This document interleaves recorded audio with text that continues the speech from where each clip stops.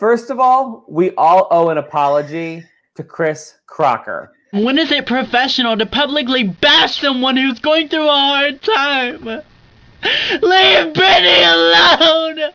Turns out he was right this whole time. Way to go, Chris Crocker. I don't know how I missed that because yes, he is. And we all look foolish now. Mm-hmm. So he has a little bit of a cameo in the Framing Britney Spears documentary. And then I did some research. So now he is an adult film star. Didn't see that coming either, Tommy. I was like, let's go see Chris Crocker if he's on Twitter. And I was like, oh, OnlyFans. All right, well, that's as far as that goes.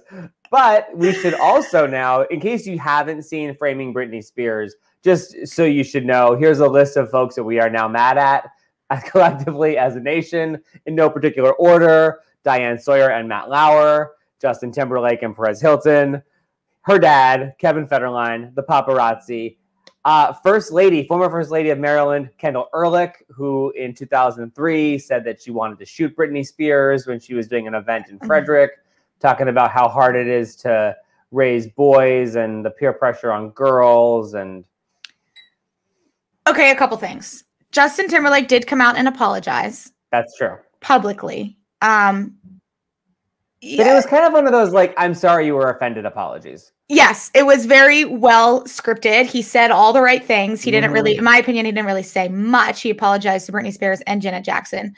Yes. I'm interested to see, I saw that Netflix is doing their own documentary on this as well, that they said that they actually started filming before this version. So I'm interested to see how that compares. And I think Netflix and Hulu also did the Fyre Fest. They each did one. Yes, they had competing documentaries. That's right. Yes. And so I'm interested to see the Netflix one. They haven't said anything about when it's coming out. But I 100% am on the free Britney train. 100%. Same. I almost bought a t-shirt on Etsy yesterday. As a matter of fact. Yes. I almost did too. And I was like, should I? Is this weird? Like, what's happening to me? I'm with you. I almost bought one too. Okay, so we're doing that. We're doing that today. We're getting Etsy t-shirts. Okay. That's going to happen. And then when Kelly comes back, she'll be like, what happened when I was gone? Nothing, just over here joining the Free Britney March. That's all. That's what we're doing. I would encourage everybody to watch it, though, if you haven't seen it, because it was shocking, eye-opening to everything that is kind of going on in her life. Yeah. And the whole former First Lady of Maryland, Kendel Ehrlich thing, I like... 2003, I wasn't really paying attention. Maybe I saw the Diane Sawyer special. And so in the Diane Sawyer special that they heavily edited, the New York Times did a documentary with the Framing Britney Spears. They show a moment in which they play sound of First Lady. She was First Lady at the time, Kendel Ehrlich of Maryland, saying that she wants to shoot Britney Spears because of the peer pressure she puts on young girls, all the things. So I was watching it in the living room. Chris, my husband, was watching something else in the bedroom, because we were just like, doing separate TV time a little bit yesterday or Sunday. And Chris actually worked for Bob Ehrlich. He was in the counsel's office. He was one of the governor's lawyers while he was in law school. And then when he graduated law school, he became the youngest counsel to the governor of Maryland in history of the state. Chris has I'm just telling you this for context. Chris has also run for U.S. Senate, been endorsed by the Baltimore Sun. He was a speechwriter to Attorney General Eric Holder, and currently he's the vice president of brand strategy for the National Association of Manufacturers. He's had an incredible career, and I'm so proud of him. In that moment, well said. when I saw Kendel Ehrlich on screen and I did the math in my head of the year, I basically kicked open the bedroom door and I was like, how could you? And he was like, what? What is happening? And I was like, Kendel Ehrlich said she wanted to shoot Britney Spears. And he was like, oh my God, what?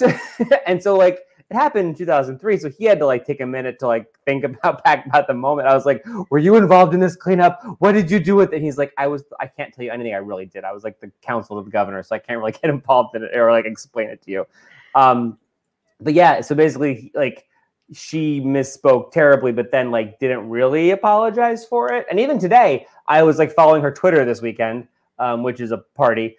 And she, she retweeted an article from 2013, when she made a statement. So she hasn't talked about it since it's been resurfaced. Although her and her husband, the ex-gov, do have a podcast. So maybe at some point they'll reference it there. And they've got 25 followers, Locker. So they're on their way to the top of the charts. Huh. Okay. My first follow-up question is, did Chris actually, like, did he remember this moment? When you were like, oh my God, Governor Ehrlich's wife, blah, blah, blah. And was he like, oh shoot, like, I remember this? Or was he like, I don't recall that? Yes, but you can imagine he's watching, like, I don't know what in the other room, and I'm like, throw the door open, and I was like, how could you? He was like, what is going on? So yeah, I gave him like the context, and he was like, oh yeah, that like happened. Yeah, and it wasn't great. It was not a great thing that happened. But yeah, she hasn't really apologized about it much. But it was funny. We were talking about it over dinner last night because then I, of course, brought it up again. And I was like, how much can I say? Where's the line?